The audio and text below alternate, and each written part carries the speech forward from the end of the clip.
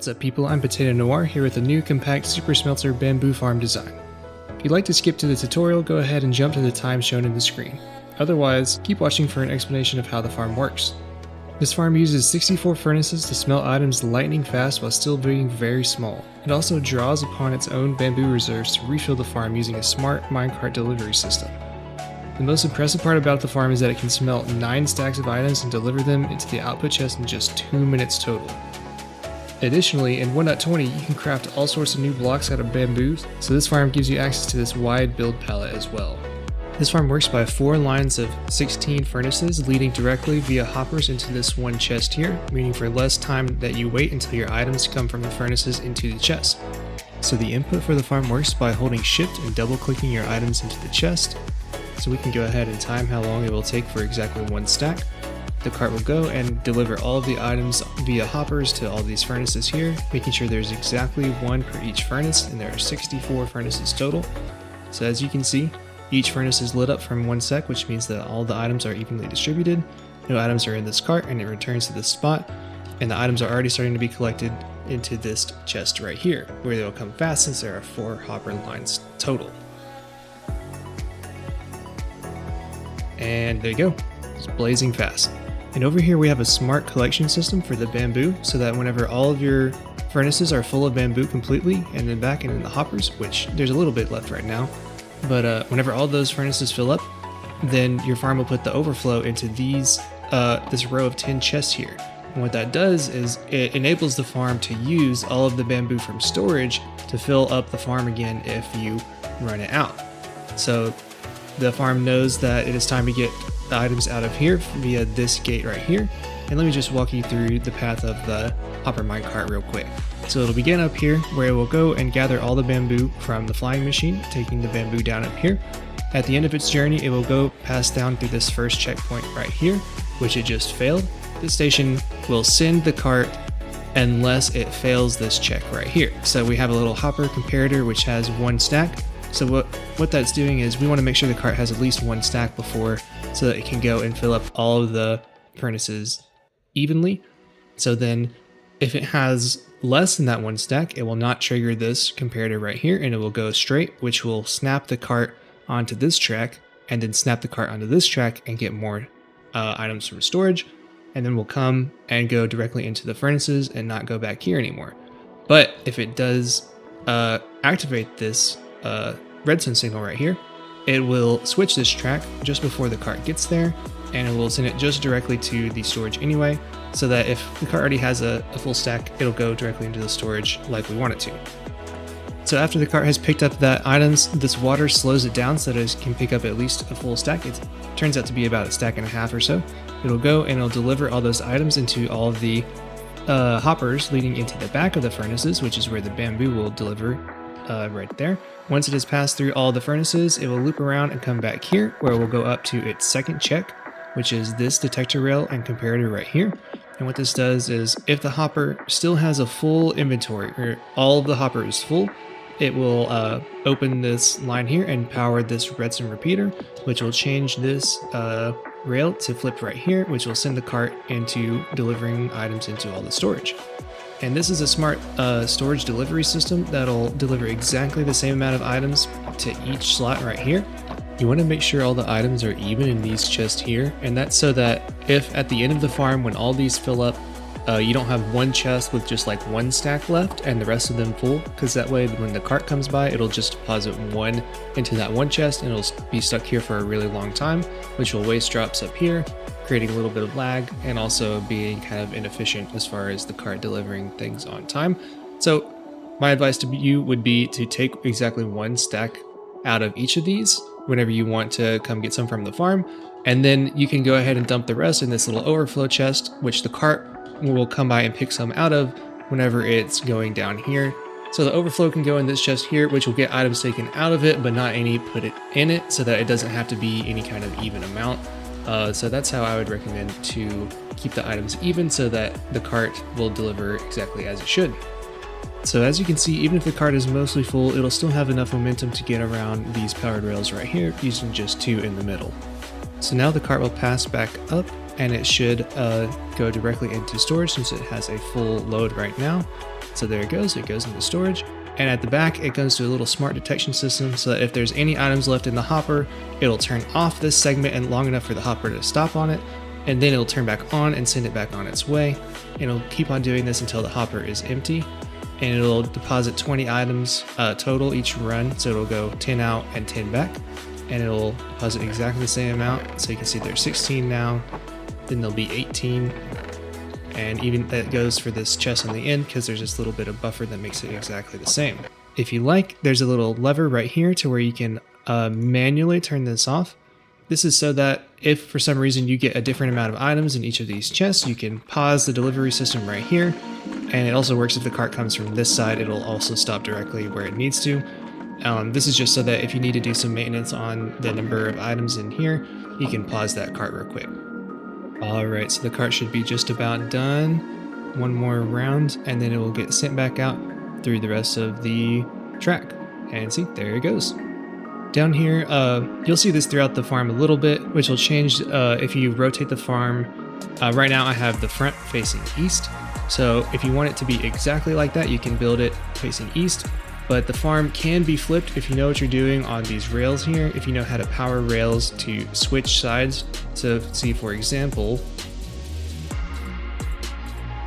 I can power this rail and it will flip the direction of the track right there. So if you know how to work your way around those powered rails, you can change these stations from a torch to a repeater, like is up here, and that could that would flip these tracks around backwards to what they would be otherwise. So you can actually flip this farm 90 degrees if you're comfortable with redoing a few of those things to make the cart path go correctly. And up here, this gate works exactly the same way, but the signal is reversed, so we want it to be unpowered and then powered instead of already powered and then unpowered. So you just switch it out for a comparator instead of the torch here. Now up on top we have the bamboo collection system, and this is a 20 long by 8 wide little patch of bamboo here, and we have a slimeless flying machine. Well, I guess not technically slimeless because there's 2 slime for the sticky pistons. But honey, I believe, is a lot more easy to get a hold of in the early games, so that's why I've made this out of honey. So this farm utilizes 4 observers for this. These 2 activate for the flying machine in the middle, and these 2 observers are actually attached to the ends of the wings here. What they do is, whenever the flying machine's at one end, this observer will be waiting for this bamboo to grow, and whenever this bamboo grows, it'll activate the flying machine, which will activate this redstone signal right here, which will flap this little trap door. And we can have this on there because we don't need to have a whole lot of blocks going out to the side, so we have a few extra blocks here. Even if the trapdoor is up, it will still be moved with the flying machine like so. And so as you can see, now this observer on the other side is facing towards the inside, and it will be activated by 1 growth of bamboo.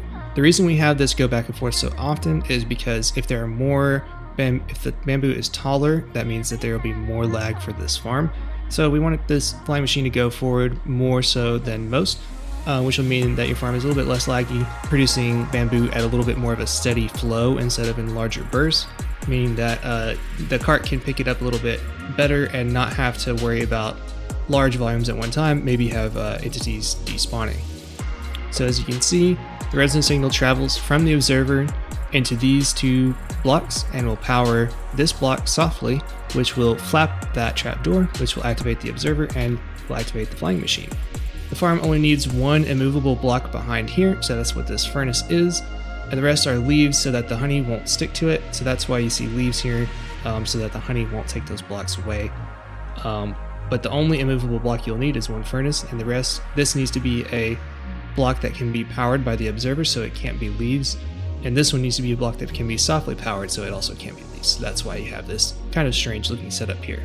Also, one more thing about this farm that I have to get in is that you'll see a lot of these farms using redstone blocks to power powered rails from the top. And I personally have no idea why people do this, because you can just use a rail. You can just use a lever here, and that'll power the rails on top and on bottom.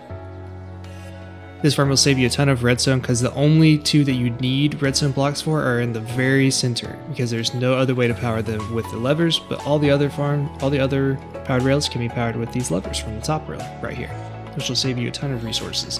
So you can see the materials list here isn't really too bad. The only thing that I will recommend strongly is to get an iron farm, because obviously all these hoppers would be a pain to get by yourself. If you have a cobble generator, you can use that for all the furnaces, which won't be too bad for all the cobblestone for that. And I've tried to minimize as best I can all the amounts of powered rails. These right here and these on the bottom are completely necessary, or I would not have them here. They're necessary to keep the cart the same speed. So, but just over 1 stack of powered rails isn't really too bad, almost a stack and a half for all the functionality that you get out of this, especially considering just how many items this farm can smelt on all materials list. Not too bad for the functionality that you get out of this thing. So now that I'm done explaining all the aspects of this farm, let's go ahead and jump into the tutorial to learn how to build it. Start the farm a few blocks off the ground. Then build up 5 blocks and start the grass platform. You're going to want this to be 20 wide by 8 deep, and go ahead and start filling in the bamboo so that your bamboo can be growing the whole time you're building the rest of the farm. Then go back to those chests we placed earlier. Place 2 lines of hoppers leading directly into those chests, and then 2 more that lead into the side of the chest as shown here. Next, place the furnaces in this configuration, and the furnaces must be facing this direction. And after you're done with that, you can go ahead and put the hoppers leading into the top and the hoppers leading into the back of the furnaces. Next, place some composters as shown here to reduce some lag, and then put some glass on the front of the farm if you'd like to see what's inside. Put some building blocks here in this configuration, and then go ahead and go to the other side and follow the blocks that I'm placing down here. You're just going to want to build it in the same configuration. You can pause the video if you need to. Now go back to the front of the farm and go ahead and put a detector rail in this first slot, unlike the normal rail that I put here because I'm dumb, and then put a powered rail in front of it and the blocks as shown. Next, you're going to want to fill in the powered rails in the configuration I'm going to show. There should be 4 powered rails centered on each of the hopper lines and a few more blocks back here. Now go ahead and finish the rails for the item delivery system, making sure not to forget the powered rails in the center like I did, and then place a few more powered rails at the beginning, and then connect it up like this. Go down to the side and place powered rails in front of all these furnaces as shown here, then a few more powered rails at the end in this configuration. Now you're going to fill in the rails on the bottom. This will deliver the bamboo, and the powered rails are going to be in exactly the same spot as in the top ones. Go back to the back and place the blocks as shown here. This will lead this line up. And then keep following this block placement here. This will be for the item storage for all the bamboo, and which will go into all the chests. Next, place exactly 10 chests adjacent to these hoppers here. It needs to be exactly 10. Make them double chests and then put some glass underneath to hold the water in place. Then you want to put the hoppers into the top, and this is me fixing my dumb powered rail mistake, and put these blocks first to power all these powered rails. Put levers underneath and 2 redstone blocks in the middle. These will also power the ones on top. Go ahead and fill in this 20 by 8 just like the top. This platform will be directly underneath so that the cart can collect all the bamboo from above. Keep placing a few more blocks as shown here. This will be for the detection station. And then move down and go ahead and connect these rails up. There'll be a few powered rails and then 1 detector rail. Then use a trapdoor to squash yourself down and go ahead and place all the rails that are going to be underneath all the bamboo platform. You're going to want to put exactly 2 powered rails in the center, and then keep doing this back and forth until you get the whole thing done. Next, keep this rail line going down here. There'll be a detector rail here later, and then go ahead and get these rails in this configuration as shown here. Go back up and put a detector rail here. We'll fix it in just a second, and then place powered rails and another detector rail in this configuration over the hoppers. And that should be the configuration for that detector rail. Next, go back underneath the chest and place water buckets in front of all these furnaces right here on each of the powered rails. Then you're going to want to replace this block here with a solid block and then power it with a lever so that the powered rails can get power without locking the hoppers. Then power the rest of these other powered rails over here. Now go back and place this redstone as it's shown, and don't forget the detector rail or the 1 stack of any block of items in that hopper. Then power this block with the lever and then place a comparator and repeater as shown. Go to the storage area and make a similar setup with a redstone torch powering the rails, and put a lever at the front to be an on-off switch. Then go around and power the rest of the rails that you haven't powered yet, making sure not to lock any of the hoppers in the process. This one right here is a little tricky. You can use glass and a lever on the bottom. This one down here is hiding too. Make sure you got a lever on there. And this is where the detector rail will go at the beginning that I forgot earlier because I'm dumb. At this point, you can go ahead and start putting the glass on the long edges of their platform. I found that at about 9 blocks high, there won't ever be any bamboo that falls on the top, because whenever the farm is running, it'll be a lot shorter than it is now. Now go to the short edges of the platform and put leaves as shown here. You're also going to want a few other blocks like a furnace to stop the flying machine, and some solid blocks to power the redstone. So just place it as shown here. These leaves won't stick to the honey, which is the only reason that they're here. Then go around to the other side and do exactly the same thing. After you're done, you can go ahead and fill up the glass on both of these sides and fill it up to the exact same height as before, making a big box for all your bamboo. Now we get started on the flying machine, and to do that, go ahead and place observers and honey blocks as shown here. There's also going to be a trapdoor in front of this observer and some sticky pistons in the middle. Just place it as I show in the video. And make sure that you have those 2 sticky pistons, each will be facing directly into that honey block line.